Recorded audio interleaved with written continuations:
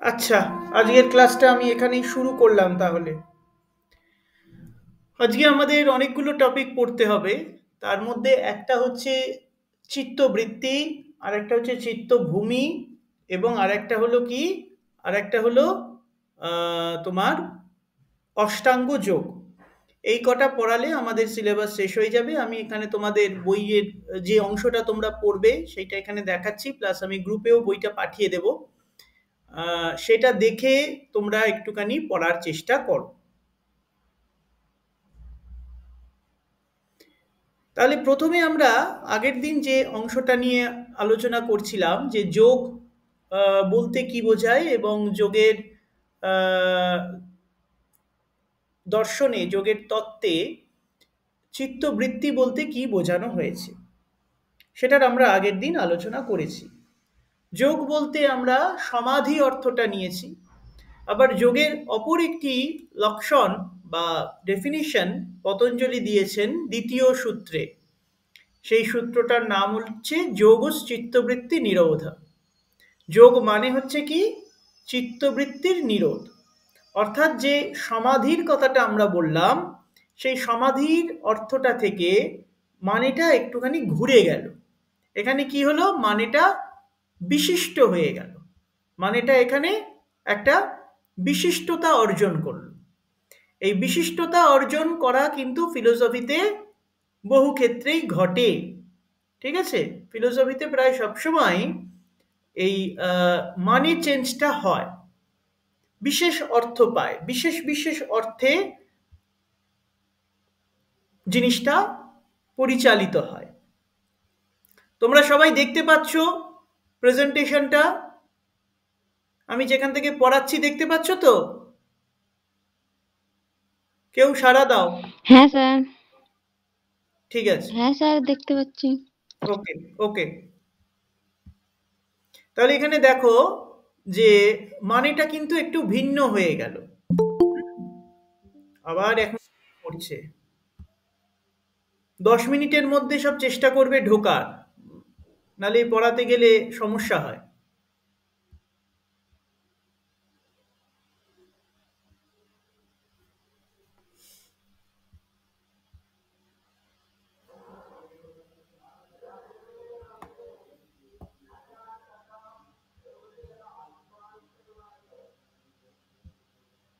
আচ্ছা, আমি এখানটায় দাগ দিয়ে দিয়ে পড়াচ্ছি।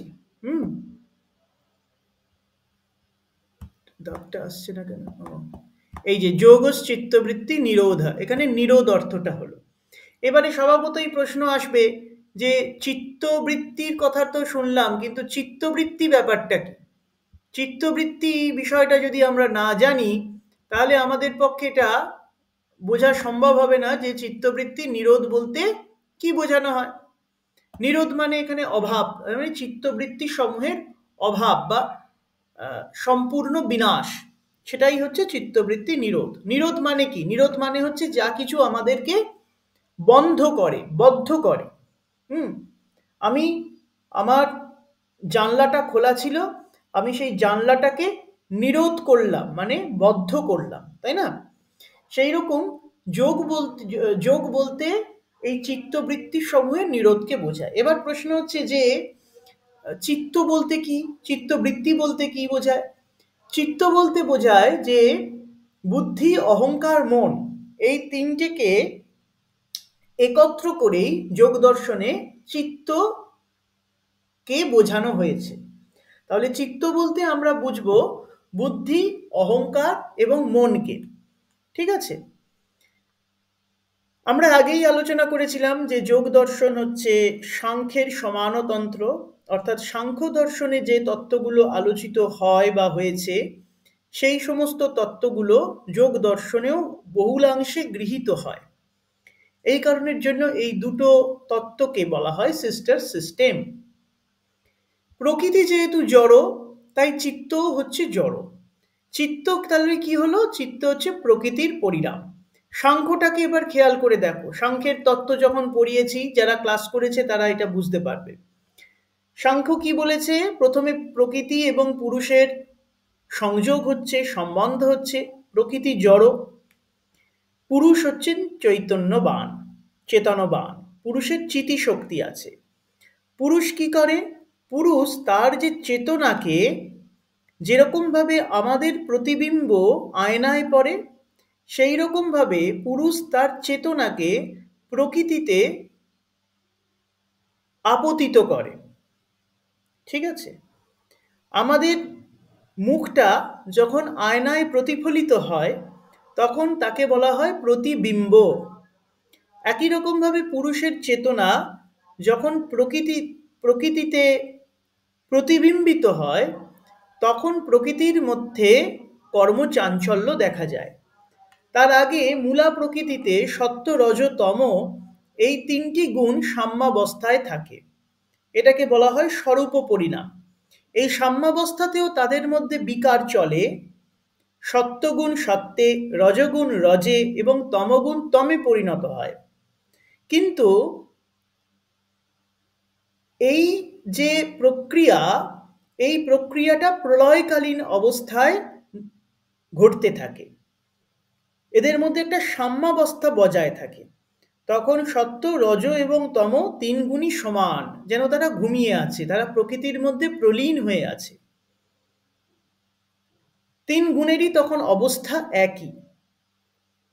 এবার যখন পুরুষের প্রতিবিম্বপাত ওই প্রকৃতির মধ্যে ঘটে তখন এই তিন গুণের যে সাম্যাবস্থা সেটা বিঘ্নিত হয়, তাদের মধ্যে গুণক্ষোভ তৈরি হয়, একটা চঞ্চল্য আসে। প্রথম চঞ্চল হয় রজগুণ। ওই জন্য রজগুণের লক্ষণ হচ্ছে চলং রজ, রজগুণ চলমান। সে কি করে? সে অন্যান্য গুণকে জাগিয়ে তোলে।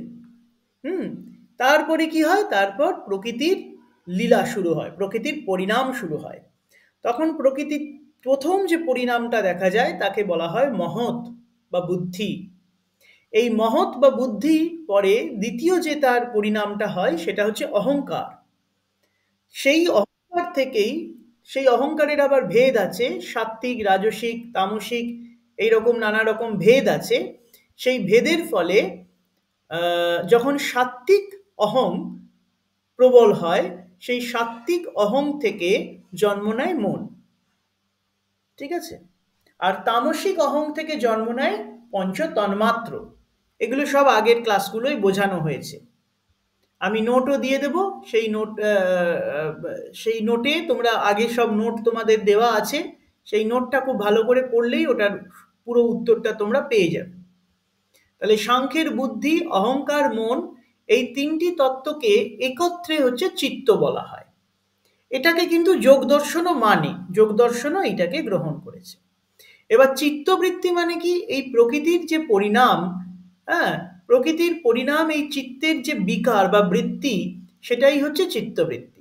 চিত্তটা একরকম থাকে না, চিত্তের নানা রকম বিকার হয়। ঠিক আছে? আমি যখন তোমাদেরকে পড়াই তখন আমি একরকমভাবে বিহেভ করি, সেখানে আমার চিত্ত একরকম থাকে। আমি আবার বন্ধুদের সঙ্গে যখন কথা বলি তখন আমার চিত্তের প্রকৃতি অন্যরকম হয়। ঠিক আছে? আমি যখন আমার সন্তানের সঙ্গে কথা বলবো তখন আমার চিত্তের মধ্যে বাৎসল্য ভাব থাকবে, তখন তার মধ্যে ভাবনাটা অন্যরকম হবে, চিত্তের যে ভাবনা সেটা অন্যরকম হবে। এটা তোমরাও ফেস করো। তোমরাও যখন দাদু দিদার সঙ্গে কথা বলো তখন যে ভাব নিয়ে কথা বলো, সেই একই ভাব কিন্তু যখন বাবা মার সঙ্গে কথা বলো তার মধ্যে থাকে না। দাদু দিদার মধ্যে, মানে দাদু দিদার কাছে স্নেহের ভাগটা যেন বেশি থাকে। বাবা মার মধ্যে স্নেহ থাকে কিন্তু তার মধ্যে শাসনও প্রবল থাকে।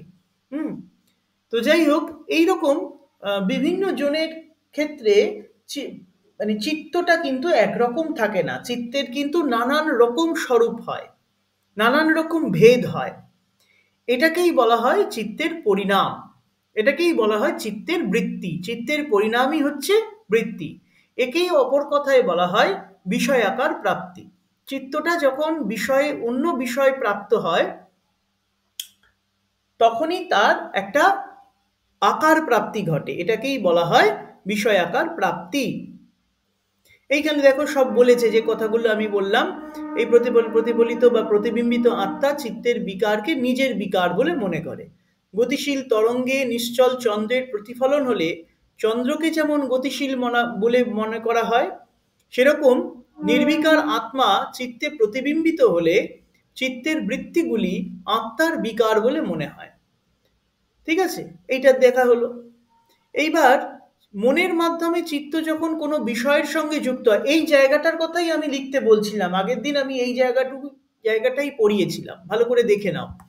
মনের মাধ্যমে চিত্ত যখন কোনো বিষয়ের সঙ্গে যুক্ত হয় তখন সেই বিষয়ের আকার গ্রহণ করে। দেখো, আগের দিন এই কথাটাই আমি বলছিলাম।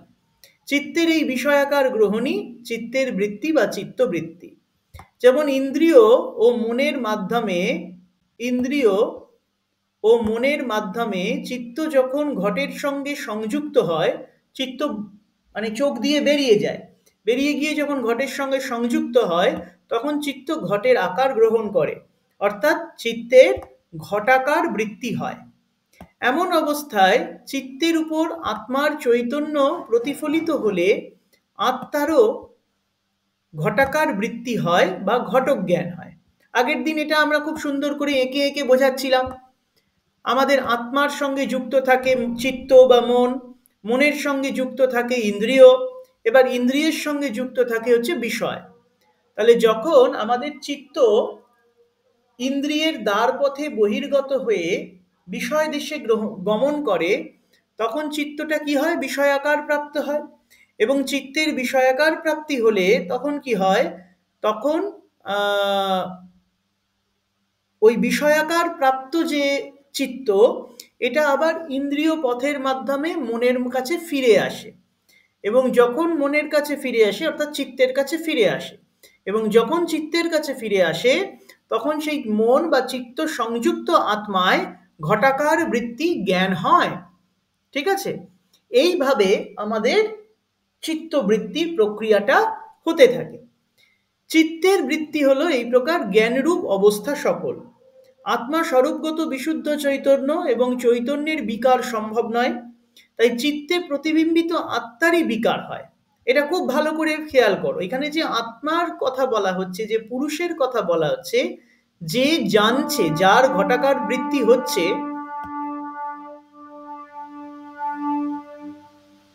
সে নিজে কিন্তু অবিকৃত থাকে, সে নিজে হচ্ছে সাক্ষী, তার কিন্তু বিকার হয় না।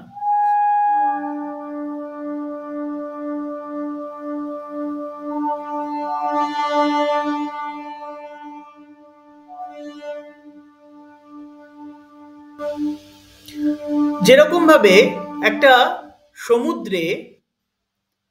সমুদ্রের জল এমনি নিস্তরঙ্গ, ঠিক আছে, তাতে ঢেউ ওঠে চাঁদের ফলে, তাই না? চাঁদের যে আকর্ষণ বল, তার ফলেই জোয়ার ভাটা কাজ করে, সমুদ্রের তরঙ্গ সৃষ্টি হয়। চাঁদ নিশ্চল, চাঁদ আকাশে একইভাবে নিশ্চল অবিকৃত রয়েছে। এবার সেই চাঁদের প্রতিবিম্ব যখন সমুদ্রে পড়ে তখন সমুদ্রের এই যে তরঙ্গ, সেই তরঙ্গের অভিঘাতের মধ্যে দিয়ে যখন আমি প্রতিবিম্বিত চাঁদকে দেখি তখন আমার চাঁদকেও কি মনে হয়? চলমান মনে হয়, যেন মনে হয় চাঁদও হাজারটা চাঁদ হয়ে তরঙ্গের মধ্যে দিয়ে ভেসে যাচ্ছে। কিন্তু আসলে কি চাঁদ ভেসে যায়? আসলে চাঁদ ভেসে যায় না, আসলে চাঁদ কিন্তু স্থির, অবিকার, নির্বিকার থাকে। সেই রকম ভাবে যে পুরুষের জ্ঞান হয়, যে পুরুষের চৈতন্য হয়, সেই পুরুষের জ্ঞানটা কিন্তু, সেই পুরুষ নিজে কিন্তু, চৈতন্যময় পুরুষ কিন্তু সম্পূর্ণ নির্বিকার থাকে, নির্বিণ্ণ থাকে, তার কোনো বিকার হয় না। তাহলে চিত্তবৃত্তি যার হয় অর্থাৎ আত্মা, সেই আত্মার কিন্তু কোনো বিকার হয় না। কিন্তু বুদ্ধি হচ্ছে, এখানে একটা মজা আছে, বুদ্ধিটা হচ্ছে মানে সম্পূর্ণ শুদ্ধ, একদম সত্য গুণাত্মক, হ্যাঁ, সত্যগুণ প্রধান হচ্ছে বুদ্ধি। এই কারণে বুদ্ধি এত সূক্ষ্ম হয়, এত সত্যগুণাত্মক হয় যে তার ফলে বুদ্ধি কি করে? বুদ্ধিতে যখন আত্মা প্রতিবিম্বিত হয় তখন আত্মা বুদ্ধির বিকারকে, বুদ্ধির চিত্তবৃত্তিকে নিজের বলে মনে করে। এটা অবিদ্যার কারণে হয়। ভালো করে বলে চিন্তা করো, আত্মার নিজের কিন্তু কোনো বিকার হচ্ছে না, কিন্তু আত্মা বুদ্ধির বিকারকে নিজের বিকার বলে মনে করছে। এটা কেন হচ্ছে? তার কারণ হচ্ছে বুদ্ধি জড়ো, চিত্ত জড়ো। চিত্ত কি করছে? চিত্ত পরিণাম প্রাপ্ত হয়ে, বিষয়াকার প্রাপ্ত হয়ে ঘটাকার বৃত্তি অর্জন করছে, কিংবা পটাকার বৃত্তি অর্জন করছে। এইভাবে চিত্তেরই ঘটাকার বৃত্তি, পটাকার বৃত্তি ইত্যাদি হয়। আচ্ছা, 1 মিনিট, 1 মিনিট, হ্যাঁ, 1 মিনিট, আমি একটা জিনিস একটু দেখে তোমাদের ফেরত আসছি। 1 মিনিট।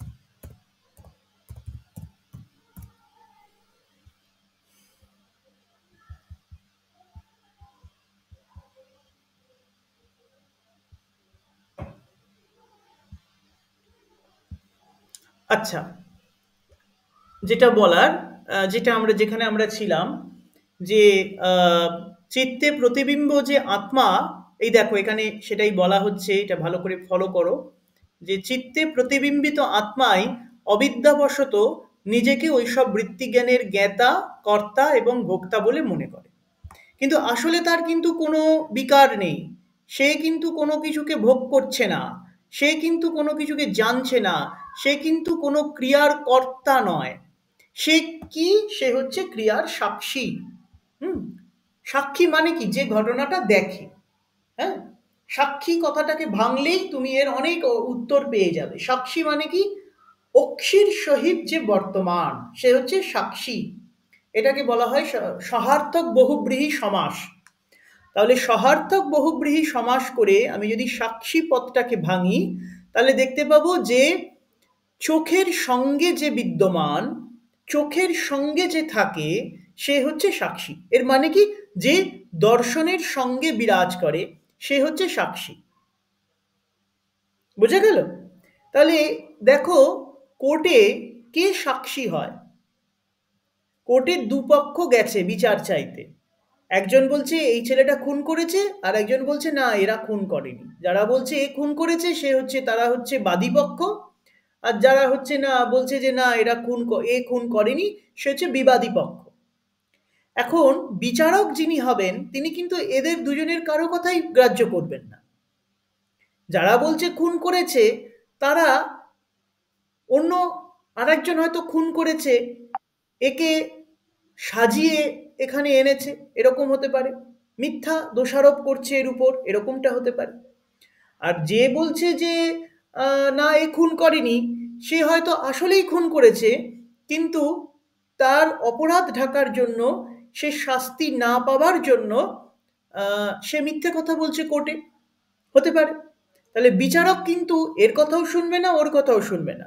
বিচারক কিন্তু নিরপেক্ষ একটা অবস্থান থেকে গোটা বিষয়টা দেখবে, এবং এমন একজন ব্যক্তির সাক্ষ্য গ্রহণ করবে যে ওই ঘটনাটা নিজের চোখে দেখেছে, এবং যার সঙ্গে বিবাদী পক্ষ এবং বাদী পক্ষ, তাদের কারোরই কোনো সম্বন্ধ নেই। এরকম লোককেই কিন্তু কোর্টে রাজসাক্ষী করা হয়। ঠিক আছে?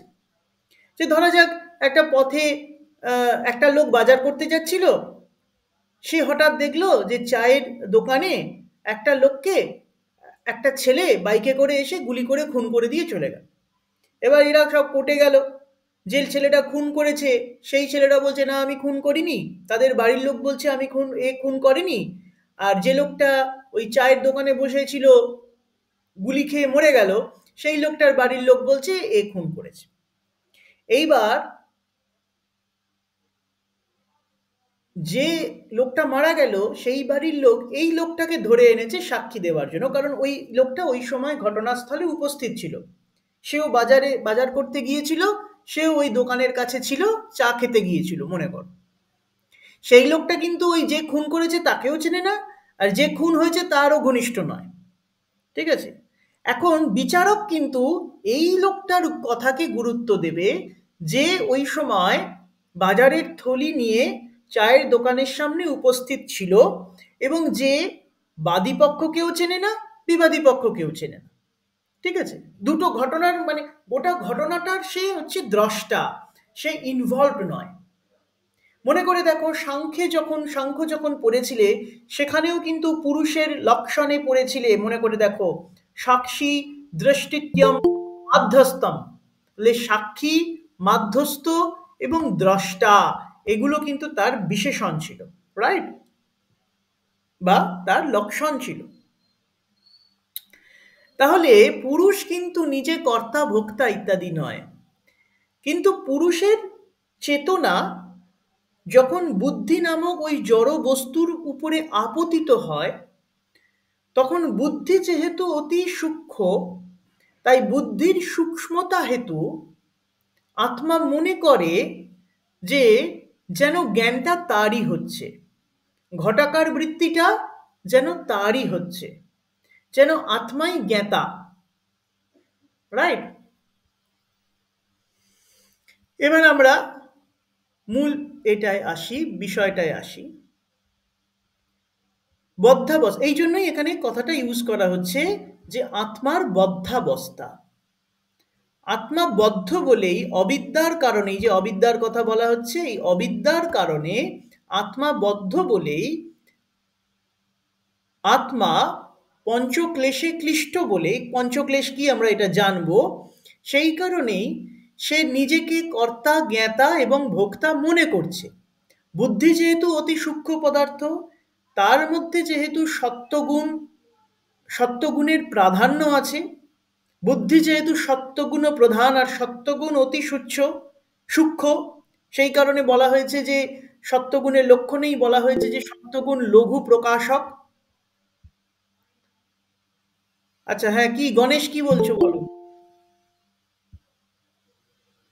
গণেশ কি বলছো, হাত তুলেছো নাকি?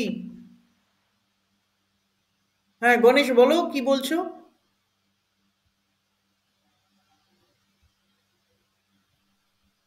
আচ্ছা, সেই কারণেই ওই পুরুষ হচ্ছে বদ্ধ, সে নিজে কর্তা না হয়েও, নিজে জ্ঞাতা না হয়েও, নিজে ভোক্তা না হয়েও সে বুদ্ধির ওই ফলকে, অর্থাৎ বুদ্ধির জ্ঞানকে, বুদ্ধির কর্মকে, বুদ্ধির ভোগকে নিজের ভোগ বলে মনে করছে। এই বদ্ধ আত্মা থেকেই সাংখ্য যোগ সকলে মুক্তি চাইছে, এবং সেই মুক্তির উপায়ই হচ্ছে চিত্তবৃত্তির নিরোধ, ঠিক আছে। এই বন্ধন থেকে মুক্তির জন্যই আমাদের চিত্তবৃত্তি নিরোধের প্রয়োজন আছে। বুদ্ধি অতি সূক্ষ্ম পদার্থ, সেটা জড় হলেও তার মধ্যে সত্যগুণ প্রাধান্য আছে। সত্যগুণের লক্ষণ হচ্ছে লঘু প্রকাশকত্ব, সেই কারণে বুদ্ধি অত্যন্ত সূক্ষ্ম পদার্থ হয়, যে কারণে আত্মার প্রতিবিম্ব যখন বুদ্ধিতে পড়ে তখন আত্মা মনে করে যে আরে বুদ্ধির জ্ঞানটা বুদ্ধির নয়, আসলে সেটা আমার জ্ঞান হচ্ছে। এইভাবে আত্মা বদ্ধ হয়ে যায়। আসলে আত্মা কিন্তু সাক্ষী, সে গোটা ঘটনাটা পারসিভ করছে, সে কোনো কিছুর ভোক্তা নয়। এই নিয়ে একটা খুব সুন্দর উপনিষদে আমাদের গল্প আছে, হ্যাঁ, দা সুপর্ণা বলে একটা শ্রুতি আছে, যে গল্পটা হচ্ছে এরকম, কোথায় কোথায় আছে, মুন্ডকোপনিষদে আছে। মুন্ডকোপনিষদে এই শ্রুতি রয়েছে, দা সুপর্ণা। এই শ্রুতির অর্থ কি না, এখানে দুটো পাখির বর্ণনা আছে। একটা পাখি খুব চঞ্চল, সে উড়ে বেড়াচ্ছে, গাছে খাচ্ছে, ফল খাচ্ছে ইত্যাদি। আর একটা পাখি চুপ করে থেকে ওই পাখিটাকে দেখছে। তা যে পাখিটা উড়ে বেড়াচ্ছে, ফল খাচ্ছে, এ গাছ থেকে ও গাছে লাফিয়ে লাফিয়ে যাচ্ছে, উড়ে উড়ে বেড়াচ্ছে, বাসা তৈরি করছে, বাসা ভাঙছে, ডিম পাড়ছে, ওই পাখিটা হলো বদ্ধ আত্মা। আর যে পাখিটা ওই পাখিটাকে শুধু দেখে যাচ্ছে, সে হচ্ছে নির্বিকার চৈতন্য বা সাক্ষী চৈতন্য। ঠিক আছে? এই কনসেপ্টটা যেরকম ভাবে বেদান্তে আছে, একই রকম ভাবে যোগে আছে এবং অন্য দর্শনগুলোতেও রয়েছে। ঠিক আছে? এইবার আমরা আসি যে চিত্তবৃত্তি কয় প্রকার।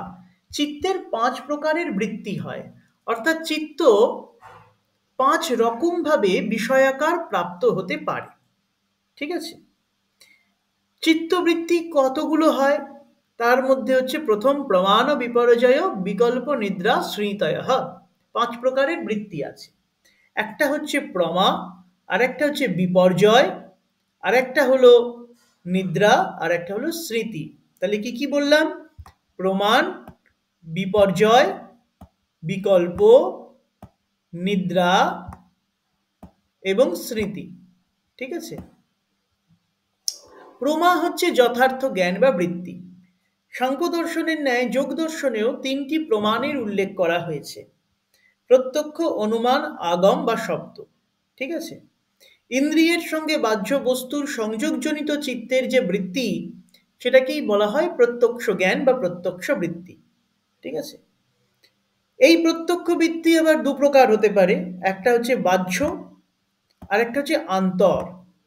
বাহ্য বস্তু যথা ঘটের সঙ্গে ইন্দ্রিয় ও মনের সংযোগের ফলে চিত্তের যে ঘটক জ্ঞান বা ঘটাকারা বৃত্তি হয়, সেটা হচ্ছে বাহ্য প্রত্যক্ষ বৃত্তি। ঠিক আছে?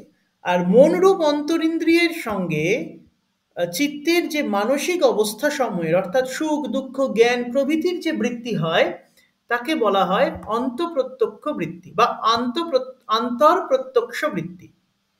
ঠিক আছে?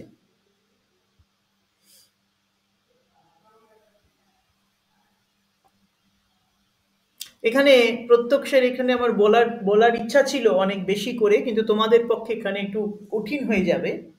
সেটা হচ্ছে প্রত্যক্ষ জ্ঞান কিভাবে হয়, সেটাও ব্যাস ভাষ্যে আগের দিন আমরা যোগ দর্শনের যখন ভাষ্য আলোচনা করেছিলাম, তখন এটা আমি আলোচনা করেছিলাম যে সেখানে পতঞ্জলির যে যোগসূত্র, তার উপর যোগ ভাষ্য আছে। সেই যোগ ভাষ্যে খুব সুন্দর করে কিভাবে আহ, প্রত্যক্ষ হয়, প্রত্যক্ষের ব্যাপারটা কিরকম, সেটার আলোচনা করা আছে। সেখানে ওই আগের কথার মতোই বলা হচ্ছে যে ইন্দ্রিয়গুলো হচ্ছে প্রণাল। প্রণাল মানে হচ্ছে একটা যেন নালার মতো। সেই নালিকার মধ্যে দিয়ে ইয়ে আহ, চিত্ত বহির্গত হয়ে বিষয় দেশে গমন করে, বিষয়াকার প্রাপ্ত হয়। বিষয়াকার প্রাপ্ত হওয়ার পর আবার সে ওই নাল পথে, অর্থাৎ ইন্দ্রিয় পথে বহিরিন্দ্রিয়ের মাধ্যমে সে অন্তরে ফিরে আসে, এবং অন্তরে ফিরে আসার পরে তখন কি করে? চিত্তের মধ্যেও তো 3টে ভাগ আছে বললাম। একটা হচ্ছে মন, আর একটা হচ্ছে বুদ্ধি, আর একটা অহংকার। মন হচ্ছে সংকল্প বিকল্পাত্মক চেতনা। ঠিক আছে? ওটা একটা অন্য ফ্যাকাল্টি। বুদ্ধি হচ্ছে নিশ্চিত ফ্যাকাল্টি। তারপর অহং হচ্ছে অভিমানাত্মিকা, অর্থাৎ আমি জানছি এই বোধটা তৈরি করে। তাহলে প্রথমে যখন মনটা চিত্তের মধ্যে ওই যে বিষয়াকার প্রাপ্ত যে চিত্ত, বিষয়াকার প্রাপ্ত যে চেতনা, সেটা যখন ইন্দ্রিয়ের মাধ্যমে আবার তার অন্তরে আসে, অর্থাৎ চিত্তে আসে, তখন মন প্রথমে চিনতে পারে না যে এটা কি, সংশয় করে অনেক সময় যে আচ্ছা এটা কি লাল রং দেখছি না এটা নীল রং দেখছি। অনেক সময় আমাদের এরকম সংশয় হয়। তারপর আমার বুদ্ধি বলে দেয় না না না না, এটা লাল রং, এটা নীল রং নয়। বুদ্ধি কি করে? বুদ্ধি হচ্ছে নিশ্চয়াত্মিকা বুদ্ধি। বুদ্ধির কাজই হচ্ছে নিশ্চয়তা প্রদান করা, নিশ্চয়তাত্মকতা, এটাই হচ্ছে বুদ্ধির কাজ। তাহলে বুদ্ধি কি করলো? নিশ্চিতভাবে বলে দিল আমার যে বাহ্য সংবেদনটা হচ্ছে, আমার যে বাহ্য বিষয়াকার বৃত্তিটা হলো, হুম, সেই বৃত্তিটার স্বরূপ কি, সেই বৃত্তিটার পরিচয় কি, এটা বলে দিল। তারপর তৃতীয় কন্ডিশনটা কাজ করছে কার, বুদ্ধি হলো, মন হলো, বুদ্ধি হলো, তারপর হচ্ছে চিত্তের। চিত্ত কি করে, সরি, মন, বুদ্ধি এবং অহংয়ের, অহংয়ের ক্ষেত্রে অহং কি করে, অহং হচ্ছে অভিমানাত্মিকা। সে বুঝিয়ে দেয় যে আমি জানছি। এই আমি আর আমার, এই যে বোধটাই হচ্ছে অভিমান। এই আমি আমার বোধটা ওই যে বিষয়াকার প্রাপ্ত যে চৈতন্য, হ্যাঁ, বিষয়াকার বৃত্তি, সেই বিষয়াকার বৃত্তির উপরে সেটা ট্যাগ করলো, চাপিয়ে দিল, আরোপ করলো। এরপরে আসে কার কাছে, আত্মার কাছে। আত্মা তখন বুদ্ধির সঙ্গে যেহেতু তার গভীর সখ্যতা, বুদ্ধি যেহেতু অত্যন্ত সূক্ষ্ম, এবং বুদ্ধিতে ওই আত্মার প্রতিবিম্ব হয় সব থেকে বেশি, হ্যাঁ, সূক্ষ্মভাবে, সেই কারণে আত্মা কি করলো, আত্মা ওই চিত্তবৃত্তিটাকে আমার চিত্তবৃত্তি বলে ভুল করলো। আত্মা কিন্তু শুধু জানলো, আত্মা কিন্তু শুধু দেখছে, কিন্তু আত্মা ওই অবিদ্যার কারণে বুদ্ধির সূক্ষ্মতা হেতু মনে করে নিল যে আত্মা হচ্ছে, আত্মা আর বুদ্ধি হচ্ছে অভিন্ন। তাই বুদ্ধির যে বৃত্তি সেটা হলো আত্মার বৃত্তি। এইটা হচ্ছে প্রত্যক্ষের ব্যাপার, এইভাবে প্রত্যক্ষ হয়। এবারে অনুমান কি করে হয়? হ্যাঁ, দৃষ্ট বস্তু অর্থাৎ হেতুর সাহায্যে অদৃষ্ট বস্তুর যে জ্ঞান, তাকে বলা হয় অনুমান বৃত্তি। এটা খুব সংক্ষেপে এখানে বোঝানো হয়েছে। আমি দেখেছি, আমি জানি যে যেখানে যেখানে ধূম থাকে সেখানে সেখানে বহ্নি থাকে। এটা আমি কোথায় কোথায় দেখেছি? আমি দেখেছি রান্নাঘরে, আমি দেখেছি যজ্ঞশালায়, আমি দেখেছি সিগারেটে, সিগারেট খাওয়ার সময় আমি দেখলাম যে ওখানে সিগারেটের মুখে আগুন আছে এবং সেখান থেকে ধোঁয়া উৎপন্ন হচ্ছে। তার মানে ওখানে আগুন আছে তাই ওখানে ধোঁয়া আছে, বা ওখানে ধোঁয়া আছে তাই ওখানে আগুন রয়েছে, এটা আমরা জানতে পারি। এবার আমি দূর থেকে দেখলাম পাহাড়ে বেড়াতে গিয়ে যে পাহাড়ের উপর থেকে ধোঁয়া বেরোচ্ছে, সেখানে আমি আগুন দেখতে পাচ্ছি না, কিন্তু শুধু ধোঁয়া দেখতে পাচ্ছি। সেখানে আমি, সেখানে তার মানে কি হলো, আগুনটা হলো অদৃষ্ট বস্তু। সেই অদৃষ্ট বস্তুটাকে আমি অনুমান করছি। আমি এখানে অনুমান করলাম যে ওই পাহাড়ে আগুন আমি দেখতে পাচ্ছি না বটে, কিন্তু ওই পাহাড়ে আগুন আছে। কেন? তুমি কিভাবে করলে? না, আমি আগে দেখেছি, বারবার দেখেছি, যেখানে ধূম থাকে সেখানে বহ্নি থাকে। ধূম আর বহ্নির মধ্যে একটা ব্যাপ্তি সম্বন্ধ আছে, আর ধূমের কারণ হলো বহ্নি। তাই যেখানে যেখানে ধূম থাকবে সেখানে সেখানে তার কারণ রূপে বহ্নি অবশ্যই থাকবে। এই জ্ঞানটা আমার হয়েছে বলেই আমি ধূমকে পাহাড়ে দেখে তার উপর ভিত্তি করে জানলাম বা অনুমান করলাম যে ওই পাহাড়ে অগ্নির অস্তিত্ব আছে। তাহলে এখানে যে আমার জ্ঞান বা বৃত্তি হলো, এটাকে বলা হয় অনুমান বৃত্তি। ঠিক আছে।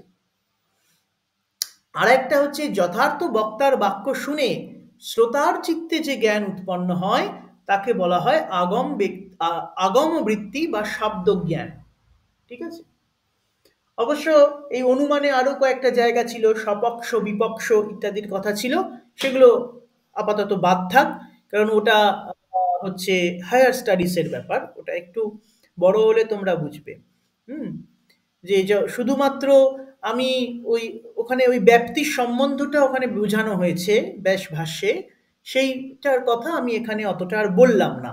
সেটা পরে কখনো আলোচনা যখন হবে তখন হয়তো বলবো। মানে পরে আমাদের ন্যায় যখন পড়াতে হবে তখন আসবে, তোমাদের ওটা শিখতে হবে। ঠিক আছে।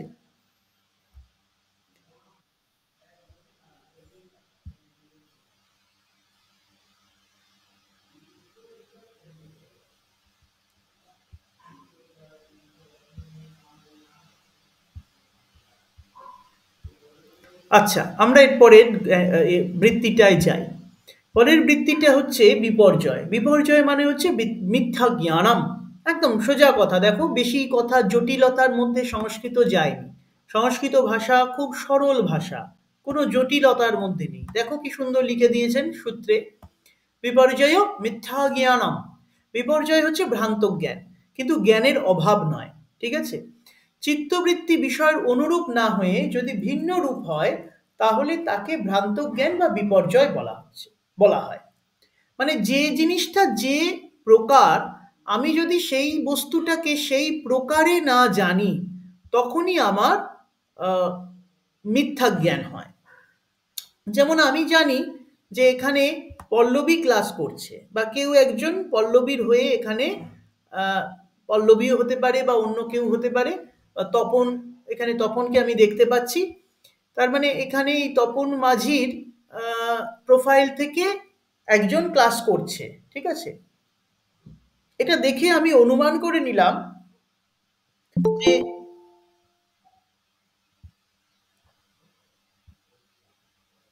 আমি এখানে এটা দেখে অনুমান করে নিলাম যে এইখানে যার নামটা দেখা যাচ্ছে, মুখটা দেখা যাচ্ছে না, সেই ছেলেটা হচ্ছে আমার ক্লাসের ছাত্র তপন। তার মানে আমার স্ক্রিনের ওপারে যারা আমার ক্লাসটা শুনছে, তাদের মধ্যে তপন বলে একজন আছে।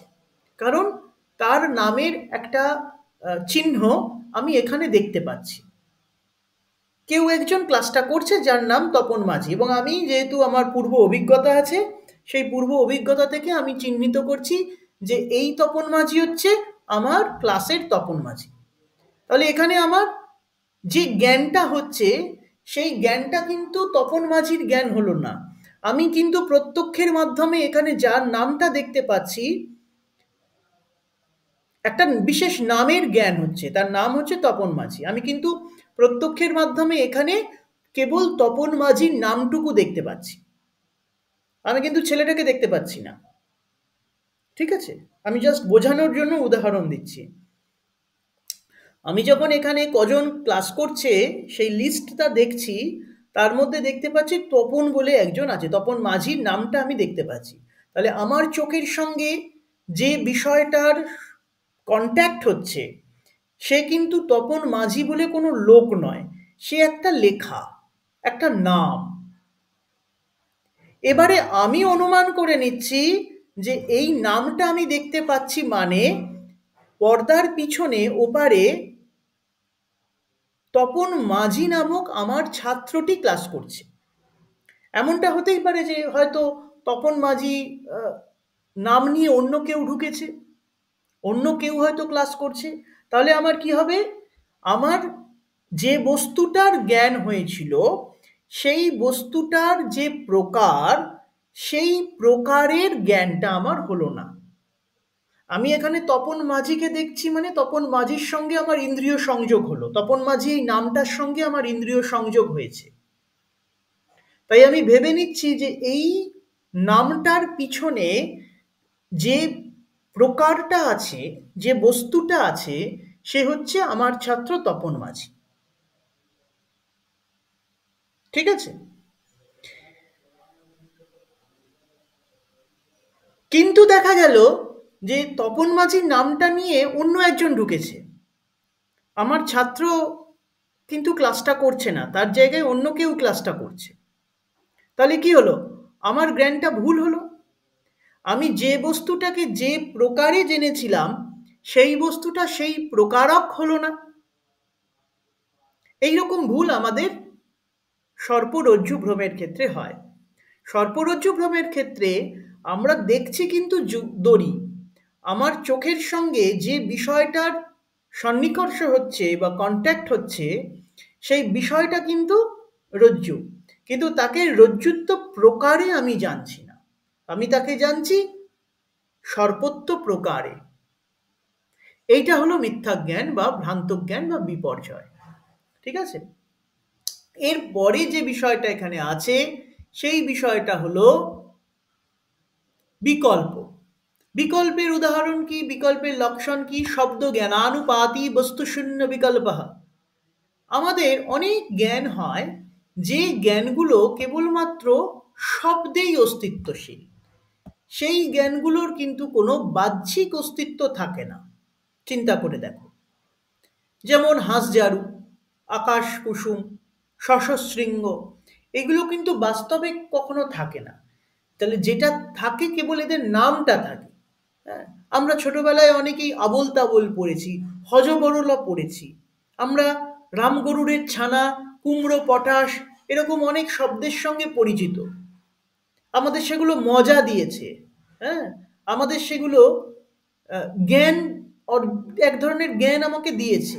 হাঁসঝাড়ু, মানে হাঁস আর সজারু মিলে একটা অদ্ভুত যেন জীব তৈরি হয়েছে।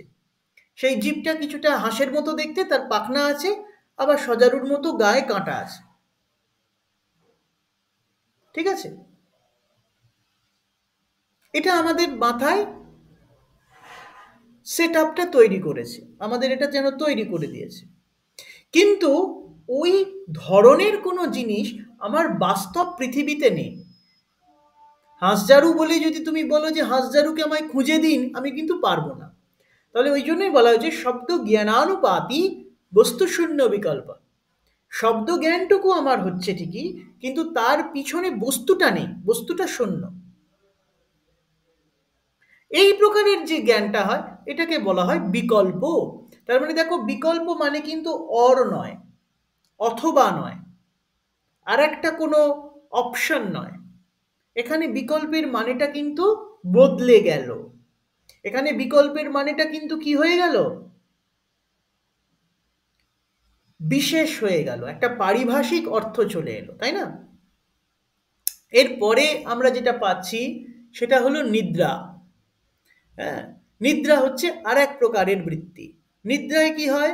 অভাব প্রত্যয়, অভাব প্রত্যয়ালম্বনা বৃত্তি নিদ্রা।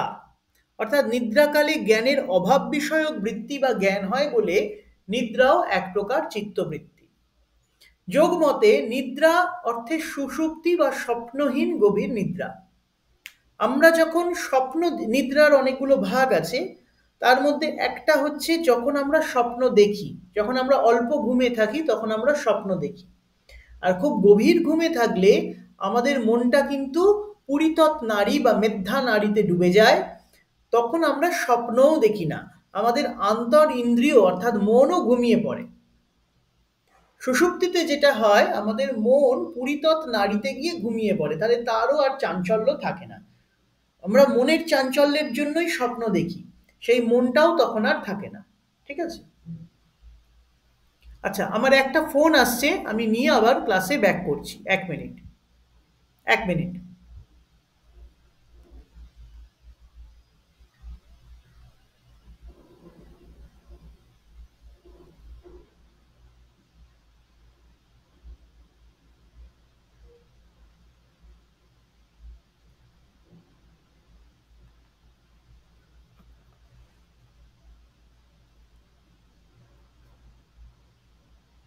হ্যাঁ, আমি একটু ক্লাসে আছি, পরে কথা বলবো।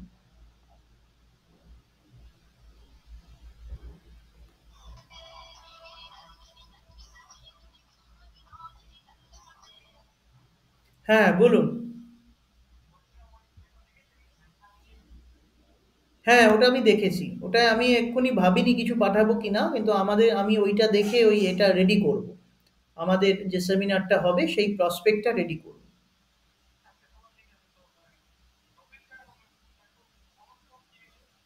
আমি এখন একটু ক্লাস নিচ্ছি, আপনাকে পরে জানাবো, ওটা আছে ওখানে, দেখে নিন।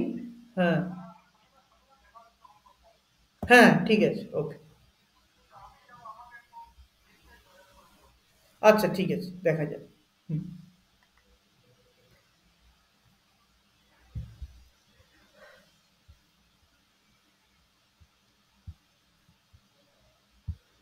হ্যাঁ, তাহলে এখানে দেখা গেল কি, এখানে দেখা গেল যে হ্যাঁ, আমরা স্বপ্ন নিয়ে আলোচনা করছিলাম। তাহলে স্বপ্নের অনেকগুলো ভাগ আছে, আর একটা একদম শেষ ভাগে আমাদের মন একদম গভীর ঘুমে যখন আচ্ছন্ন থাকে তখন আমরা স্বপ্নও দেখি না। এটাকেই বলা হয় সুষুপ্তি। হুম। তা এখানে আমার যে জ্ঞানটা হয় সেটা হচ্ছে অভাব বিষয়ক জ্ঞান হয়। আমরা যখন সুষুপ্তি থেকে জেগে উঠি আমরা কি বলি বলো তো? খুব গভীর ঘুম থেকে তোমায় যদি ডেকে তোলা হয় তখন তুমি কি বলবে? বলবে যে আমি গভীর ঘুমে আচ্ছন্ন ছিলাম, গভীর ঘুমে নিমগ্ন ছিলাম, আমি জানতেই পারিনি, আমি কিছু জানিই না। তাহলে এখানে দেখো, তোমার এখানে জানি নার জ্ঞান হচ্ছে, রাইট? একটা না জানার জ্ঞান হচ্ছে, এটাকে বলা হয় অজ্ঞানের জ্ঞান। যোগ দর্শন বলবে এখানে তোমার অভাবের জ্ঞান হচ্ছে। এই দেখো এখানে বলছে নিদ্রা, এই জ্ঞান হয় না এমন জ্ঞান হয়, একেই বলা হয় জ্ঞানের অভাব বিষয়ক জ্ঞান। এই জ্ঞানের অভাব বিষয়ক জ্ঞান নিদ্রার অবলম্বন। আলম্বন শব্দটার অর্থ হচ্ছে বিষয় বা অবলম্বন। গভীর নিদ্রায় জাগ্রত অবস্থায় অভিজ্ঞতা বা স্বপ্ন অভিজ্ঞতা না হলেও ওইসব অভিজ্ঞতার অভাবের জ্ঞান হয়। মানে গভীর ঘুম থেকে যখন কেউ ডেকে তোলে তাহলে অনেক সময় জিজ্ঞেস করে, কি রে, কি স্বপ্ন দেখছিলি? হ্যাঁ, তখন লোকজন বলে, আরে আমি কোনো স্বপ্নই দেখিনি, আমি এত গভীর ঘুমে আচ্ছন্ন ছিলাম না, আমি কিছুই জানতে পারিনি। হ্যাঁ, তাহলে এখানে যে অনুভবটা হচ্ছে সেটা হচ্ছে অভাবের অনুভব হচ্ছে। সেই জন্য নিদ্রা হচ্ছে অপর একটি বৃত্তি যেখানে আমার অভাব প্রত্যয়কে অবলম্বন করে জ্ঞান হয়। অভাব প্রত্যয় আলম্বনা বৃত্তি নিদ্রা।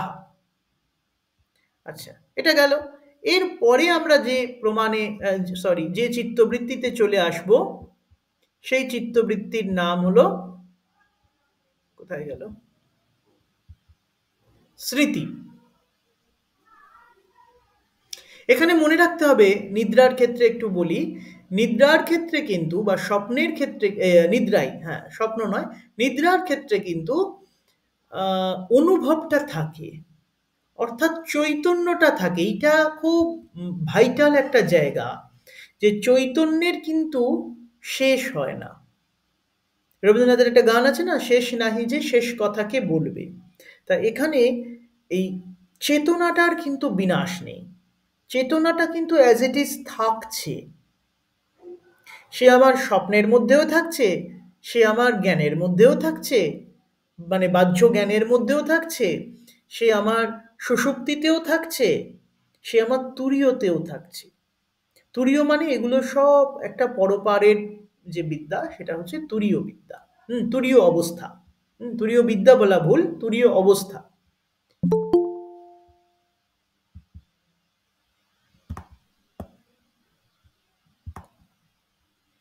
ঠিক আছে, এটা গেল। এরপরে হচ্ছে স্মৃতি। স্মৃতিতে কি হয় না, স্মৃতিও হচ্ছে এক প্রকারের চিত্তবৃত্তি। অনুভূত বিষয় অসম্প্রমৌষঃ স্মৃতি। অতীত অভিজ্ঞতার সংস্কারজনিত বৃত্তি হচ্ছে স্মৃতি। ঠিক আছে, কিভাবে হয় স্মৃতিটা, এটা একটুখানি ভালো করে লক্ষ্য করো। এটার অসম্প্রমোষ কথাটাকে ভাঙলেই হচ্ছে আমার বেরিয়ে যাবে কথাটার মানে। অনুভূত বিষয় অসম্প্রমৌষ স্মৃতি। ঠিক আছে, অনুভূত বিষয়, স্মৃতি সবসময় আমার অনুভূত বিষয়ের উপরেই হবে। স্মৃতি জ্ঞান সবসময় অতীত বিষয়ক হয়। আমি অতীতে কোনো একটা বিষয়কে অনুভব করেছিলাম আমার ইন্দ্রিয় দিয়ে বা আমার মন দিয়ে। আমি 5 বছর আগে জগন্নাথ দেবের মূর্তি দর্শন করেছিলাম। কিভাবে দর্শন করেছিলাম? চোখ দিয়ে দর্শন করেছিলাম। আমি ক্লাস 9-এ একটা বিদেশি বিস্কুট খেয়েছিলাম, তার স্বাদটা অপূর্ব, সেটা আমার ঠোঁটে এখনো লেগে আছে। তাহলে এখানে আমার যে বিস্কুটের স্বাদের জ্ঞানটা হচ্ছে, সেটা কোন ইন্দ্রিয় দিয়ে হচ্ছে? রসনেন্দ্রিয় দিয়ে হচ্ছে। এগুলো কিন্তু সবই অতীত বিষয়ক জ্ঞান, তাই না? অতীত বিষয়ক অনুভব। অথবা আমি আজ থেকে 2 বছর আগে খুব একটা ভয়ের স্বপ্ন দেখেছিলাম, সেটা আমার এখন মনে পড়ছে। তাহলে এখানে আমি ওই যে স্বপ্নটা দেখেছিলাম, কিসের দ্বারা দেখেছিলাম? মনের দ্বারা দেখেছিলাম, সেটা আমার মাথায় এখনো রয়েছে। It is within my mind.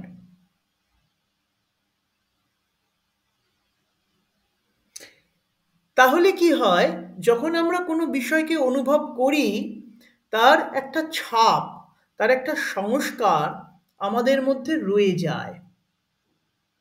এই সংস্কারটাকেই বলা হয়, এই সংস্কারটা কি করে, পরবর্তীকালে যখন উদ্বুদ্ধ হয় কোনোভাবে এই সংস্কার, তখন স্মৃতির জন্ম দেয়। সংস্কার নানাভাবে উদ্বুদ্ধ হতে পারে। ধরো, আজ থেকে 5 বছর আগে আমরা কোনো একটা বন্ধুরা মিলে পিকনিক করতে গিয়েছিলাম। এখন পিকনিক থেকে ফেরার পরে আমাদের সেই বন্ধুদের মধ্যে আর কোনো সংযোগ থাকেনি, যে যার কাজে ব্যস্ত হয়ে গেছে। তারপর কোনো কারণে কোনো একটা রিইউনিয়নে আমাদের সেই বন্ধুদের মধ্যে আবার একটা মিল বর্তমানে একটা সাক্ষাৎ হয়েছে। আমার সেই বন্ধুরাও একত্রিত।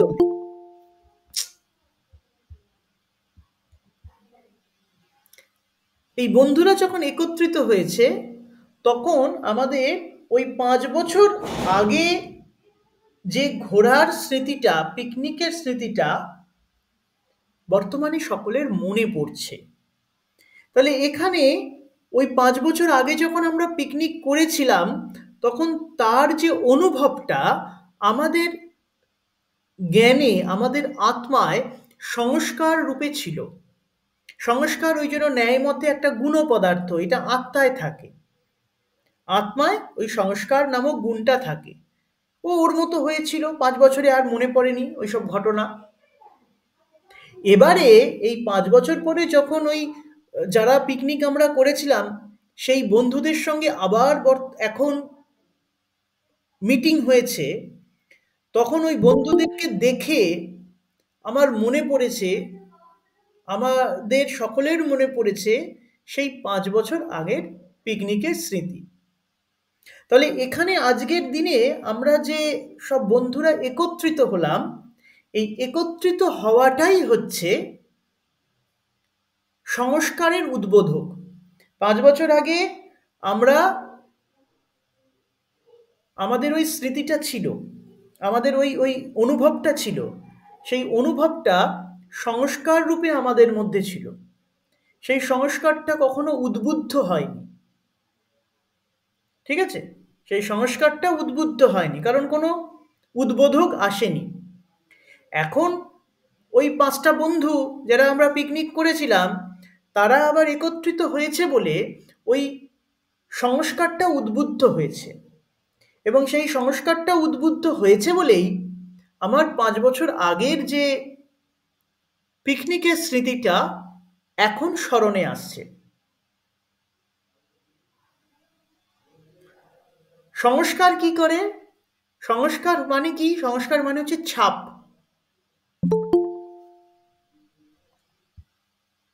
একটা ছাপ ফেলে যায়। এই যে আমাদের ক্লাসটা হচ্ছে, ক্লাসের বিষয়গুলো হয়তো তোমাদের মনে থাকবে না, কিন্তু ক্লাসটা একটা ছাপ ফেলে যাবে। এই ছাপ ফেলে যাওয়াটাই হচ্ছে সংস্কার। হুম, এইটা তোমাদের আজ থেকে 5 বছর পরে যখন যোগ নিয়ে কোনো কথা হবে, যখন স্মৃতি নিয়ে কোনো কথা হবে, তখন তোমাদের মনে পড়তে পারে।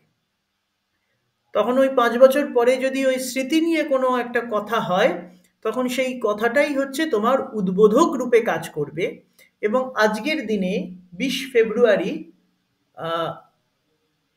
তোমার যে স্মরণটা, সেই স্মরণটাকে উদ্বুদ্ধ করে দেবে। রাইট? ঠিক আছে, আজকে আমি এখানেই ছাড়লাম। এইখানে আমি টেক্সটটা দিয়ে দেবো, বাদ বাকি জায়গাগুলো তোমরা নিজেরা একটু পড়ে নেবে। ওটার জন্য খুব বিশেষভাবে যে ক্লাসের প্রয়োজন আছে এমনটা নয়, ওটা একটু নিজেরা পড়লেই তোমরা পারবে। আমি এখানে আজকে ছাড়ছি। কারোর প্রশ্ন থাকলে বলো।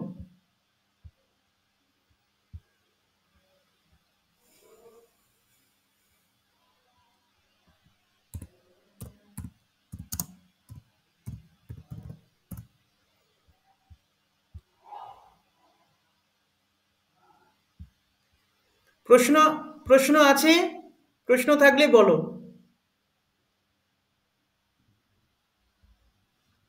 আচ্ছা ঠিক আছে, আমি তাহলে বেরোলাম। হ্যাঁ স্যার বলছি। হ্যাঁ বলো বলো, হ্যাঁ বলো, তপন বলো। হ্যাঁ স্যার হুম, বলো। বলছিলাম কিছু, বলছিলাম স্যার কিছু এসে গিয়ে দিলে পরীক্ষার জন্য স্যার একটু ভালো হতো।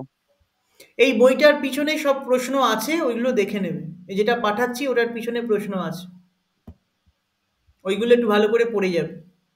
আর এই বইটা ভালো করে পড়ে যাও, বইটা যদি খুঁটিয়ে পড়ো হ্যাঁ স্যার। তাহলে 1 নম্বরের প্রশ্নও পারবে, 5 নম্বরও পারবে, 10 নম্বরও পারবে। হ্যাঁ বইটা স্যার। তোমরা খুঁটিয়ে পড়ো না, এটাই হচ্ছে সমস্যা। বইটা আমি দিয়ে দিচ্ছি, হ্যাঁ খুঁটিয়ে স্যার। পড়বে। একদিন সময় আছে, এনাফ। বইটা পড়ে নাও, স্যার এনাফ টাইম।